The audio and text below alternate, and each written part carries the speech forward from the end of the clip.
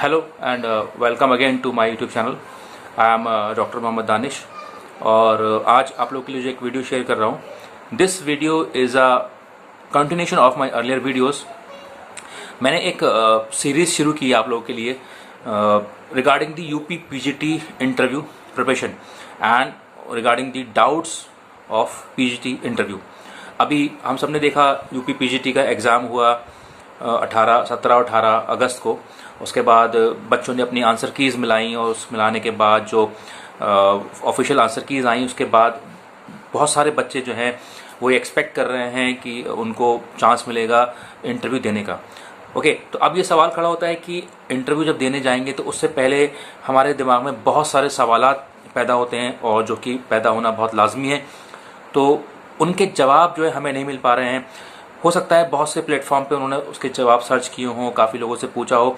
तो जैसा मुझे फील हुआ कि बच्चे मुझसे सवाल कर रहे हैं और मेरे प्लेटफॉर्म पे बहुत सारे बच्चों ने क्वेश्चंस किए, तो जितना मुझसे हो पाया मैंने उनको जवाब दिया। और फिर मैंने सोचा क्यों ना उनके लिए वीडियोस बनाई जाएं। अलग अलग टॉपिक लेके मैंने उनके क्वेश्चंस को एक जगह इकट्ठा किया और कुछ कॉमन क्वेश्चंस थे जिनको क्लब करके मैंने उनके जवाब देने की कोशिश की through my YouTube channel. Okay, तो उसी कंटिन्यूशन में मैंने आज की एक वीडियो बनाई है। उम्मीद करता हूँ आपको पसंद आएगी।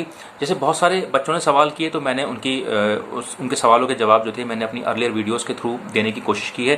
उम्मीद करता हूँ शायद आपको कुछ जवाब मिल गए होंगे, लेकिन बहुत सारे सवाल अभी भी अछूते हैं जिसका मैंने जवाब नहीं दिया है। तो मैंने आज काफ़ी देर बैठ के जो इसका पीजीटी का नोटिफिकेशन आया था उस नोटिफिकेशन को पढ़ा और उस नोटिफिकेशन में फॉर्म भरने से लेके और साक्षात्कार यानी कि इंटरव्यू होने तक की प्रक्रिया में जो आयोग ने जो निर्देश दिए हैं कि किन किन निर्देशों का पालन करना है आप लोगों को फॉर्म भरने से पहले। जब आवेदन आप करते हैं, आवेदन आपको करना है, फॉर्म फिल करना है, फॉर्म फिल करने से लेके रिटन एग्जामिनेशन से लेके और इंटरव्यू तक, इवन इंटरव्यू के बाद तक के बहुत सारी चीज़ें उसमें मेंशन की गई हैं। अगर आप चाहें तो उसका कहीं से डाउनलोड करिए जो पीजीटी का नोटिफिकेशन आया था, क्योंकि जो भी नोटिफिकेशन में लिखा होगा वही मान्य है और वही बाध्य है आपके ऊपर भी और आयोग के ऊपर भी। ओके, तो आयोग ने बहुत सारी चीज़ें उसमें बताई कि जब आप फॉर्म भरेंगे तो आपको क्या करना होगा। उसमें पूरी प्रोसेस दे रखी है, उसकी डिटेल में मैं नहीं जा रहा क्योंकि वो अब ज़रूरत नहीं है क्योंकि ऑलरेडी हो चुका है। लेकिन आपका जो एग्जामिनेशन शुरू होता है वो आपके फॉर्म भरने से ही शुरू हो जाता है।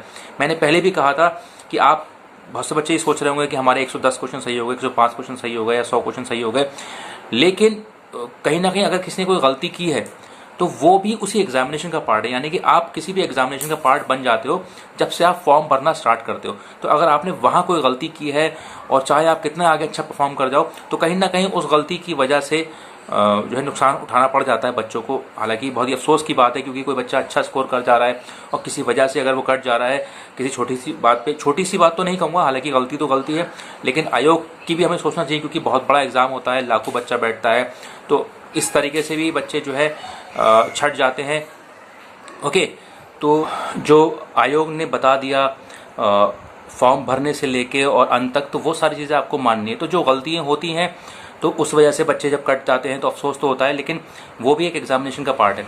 तो इसलिए कहा जाता है कि जब फॉर्म भरें तो उसको पहले उसके इंस्ट्रक्शंस जो होते हैं, जो आदेश या निर्देश दे रखे होते हैं वो आप पढ़ लीजिए।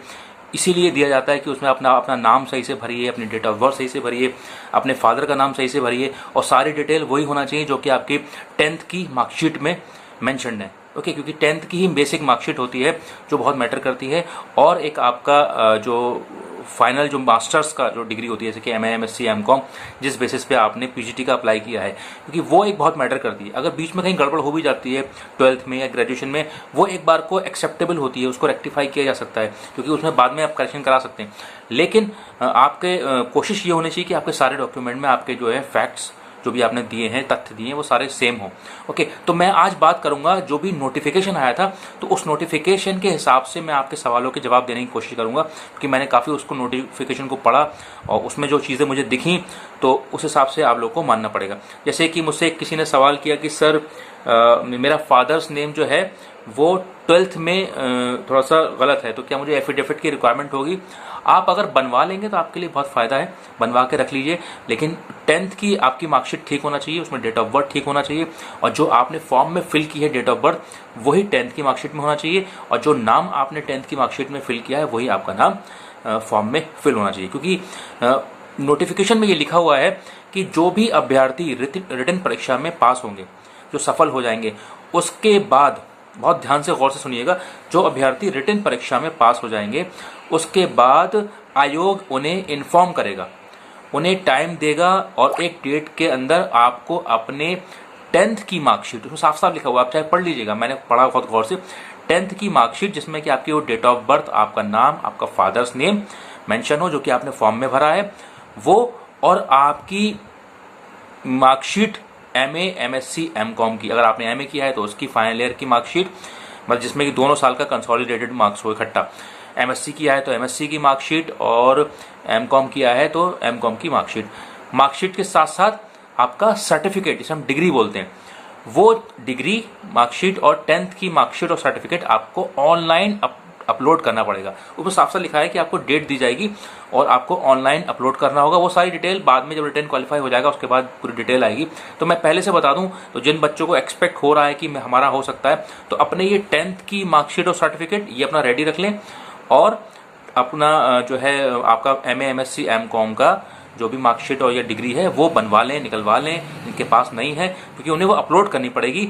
और at the time of interview, जब इंटरव्यू के लिए जाएंगे तो सत्यापन होगा, तो वहाँ पर आपको वो चीज़ हार्ड कॉपी में दिखानी पड़ेगी कि जो आपने अपलोड किया था वही आप वहाँ पर प्रूफ कर रहे हैं। तो ये उसमें साफ साफ लिखा हुआ है, चाहे तो आप एक बार पढ़ लीजिएगा, हो सकता है मेरे पढ़ने में समझ में गलती हुई हो, लेकिन मुझे लगता नहीं है, क्योंकि मैंने बहुत ध्यान से पढ़ा है। उसमें दिया हुआ है कि जो सफल अभ्यर्थी जो रिटन परीक्षा में पास होंगे उसके बाद उनको एक टाइम दिया जाएगा और डेट दी जाएगी, उसमें उनको जो है वो अपलोड करना होगा। अपलोड करने के बाद उसकी हार्ड कॉपी जब इंटरव्यू के लिए बुलाया जाएगा तो वहाँ सत्यापन के टाइम पर आपको दिखानी होगी। तो ये भी एक सवाल बच्चे का था कि क्या हमें डॉक्यूमेंट्स लेके जाने हैं at the time of interview. Yes, आपके पास सारे डॉक्यूमेंट होने चाहिए, खास तौर पे जो 10th की मार्कशीट जिसमें कि आपकी डेट ऑफ बर्थ, नाम और फादर्स नेम है सही है, जो कि आपने फॉर्म में भरा था, और आपकी मास्टर्स डिग्री की डिग्री या जो भी मार्कशीट है वो आपके पास रेडी होना चाहिए। ओके, तो ये तो सवाल रहा इस चीज़ का। उसके बाद जो लोग गवर्नमेंट जॉब में ऑलरेडी हैं और उन्होंने अप्लाई किया था पीजीटी में, तो अगर वो सफल हो जाते हैं तो उनको जो है at the time of interview वहाँ पर एनओसी जो है, यानी कि नो ऑब्जेक्शन सर्टिफिकेट जिसे बोलते हैं, वो उनका रेडी होना चाहिए। क्योंकि उसमें ये लिखा हुआ है कि शुरुआत में तो आपसे नहीं मांगा गया, ना मांगा जाएगा, लेकिन जब आपका सफल हो गए उसके बाद जब इंटरव्यू हो जाएगा तो एनओसी होना चाहिए आपके पास। और उस नोटिफिकेशन में ये भी लिखा हुआ है कि अगर आप एट एनी पॉइंट, किसी भी टाइम पे ये पाया गया कि आपकी त्रुटि रही फॉर्म भरने में, आपने फॉर्म में गलत एंट्री की, आपने जेंडर गलत भर दिया, मेल की जगह फीमेल भर दिया या फीमेल की जगह मेल भर दिया, या कोई भी तथ्य आपका सही नहीं पाया गया, तो आयोग को ये पूरा अधिकार है कि वो आपका फॉर्म निरस्त कर सकता है और निरस्त कर देगा। ये लिखा हुआ है, निरस्त कर दिया जाएगा और मान्य नहीं होगा। जेंडर के केस में तो खासतौर पर लिखा हुआ है उसमें कि जेंडर अगर आपने भर दिया तो कोई भी आयोग में आके उसकी त्रुटि सही नहीं होगी कि आप आए और आयोग में आके सही कराएं। तो ये वो नोटिफिकेशन में लिखा हुआ है साफ साफ, ये मेरे वर्ड नहीं है, वो नोटिफिकेशन के वर्ड से आप पढ़ सकते हैं उसको जाके, कि कोई भी बाद में चेंजेस नहीं होंगे ना। तो ये रही बात की जो आयोग ने कहा है, आप नोटिफिकेशन में देख सकते हैं, सारी चीज़ें उसमें मेंशन है। ओके, तो किसी भी पॉइंट पे अगर आयोग को लगेगा कि उसमें गलती की है, तो बाद में भी अगर सिलेक्शन हो भी जाता है और फाइनल लिस्ट में भी नाम आता है, तब भी आप ये ना समझें कि हमारा सिलेक्शन हो गया, जब तक कि आपके सारे डॉक्यूमेंट जो कि आपने इन्फॉर्मेशन प्रोवाइड करी है कमीशन को, वो सही सत्यापित ना हो जाए। ये इसलिए कह रहा हूँ क्योंकि यही सच्चाई है, क्योंकि बच्चे कभी कभी ऐसा होता है गलती कर जाते हैं, तो हमें अपने डॉक्यूमेंट्स पूरे रखने हैं। बाद तक जब इंटरव्यू हो जाएगा उसके बाद मानिए सिलेक्शन लिस्ट में नाम भी आ गया, तब भी अगर सत्यापन में गलती पाई गई तो आपका आवेदन जो निरस्त हो सकता है, और ये पूरा अधिकार है आयोग को, ये उस नोटिफिकेशन में लिखा हुआ है। ओके, तो ये बात एनओसी की गई। फिर उसमें सर्टिफिकेट की बात की गई है कि जो भी आप क्लेम कर रहे हो, चाहे कोई आरक्षण क्लेम कर रहे हो किसी कैटेगरी का या ईडब्ल्यूएस कैटेगरी का, तो वो जो भी सर्टिफिकेट है वो प्रमाणित जो कि उसका फॉर्मेट है उसी पे बने होना चाहिए, किसी और फॉर्मेट पे ना तो कोई सर्टिफिकेट ना कोई डेट ऑफ बर्थ जो है मान्य होगी। डेट ऑफ बर्थ जो है आपकी वो हाई स्कूल की मार्कशीट या सर्टिफिकेट से ही मान्य होगी, और वैसे ही ईडब्ल्यूएस या कोई भी और सर्टिफिकेट है वो प्रॉपर एक जो सर्टिफिकेट होता है उसका फॉर्मेट होता है उसी पे बना हो, उसी से प्रमाणित हो। कोई और तो आप बनवा के ले आए तो वो आपका मान्य नहीं होगा। ओके, तो ये कुछ बात मैंने बताई डॉक्यूमेंट्स के रिलेटेड।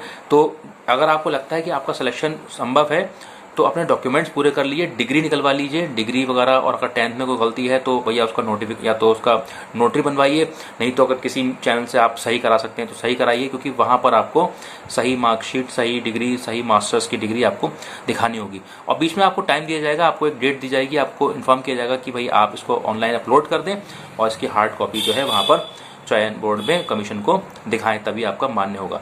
तो ये चीज़ें हैं। और भी बच्चों ने सवाल किए थे मुझसे रिलेटेड डॉक्यूमेंट्स, तो ज़्यादातर बच्चों के सवाल यही हैं कि मेरे किसी में कुमारी लगा था 10th में, बागी नहीं लगा है, कि मेरे फादर का नाम में गुप्ता था, अग्रवाल हो गया, या मैंने फॉर्म में अग्रवाल भर दिया, नाम गुप्ता है। तो भाई ये तो गलतियाँ, बड़ी गलतियाँ हैं कि आप अपने फादर का ही नाम गलत डाल रहे हो। तो ज़रूरी नहीं एक नाम के दो हो सकते हैं।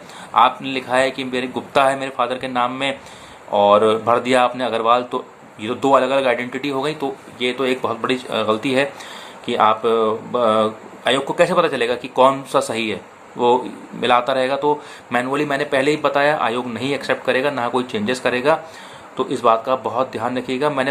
तो आपको अगर ये वीडियो पसंद आती है तो उसको ज़रूर लाइक करिए, शेयर करिए और सब्सक्राइब करिए मेरे channel Danish career counselling. So thanks for watching my today's video. Thank you.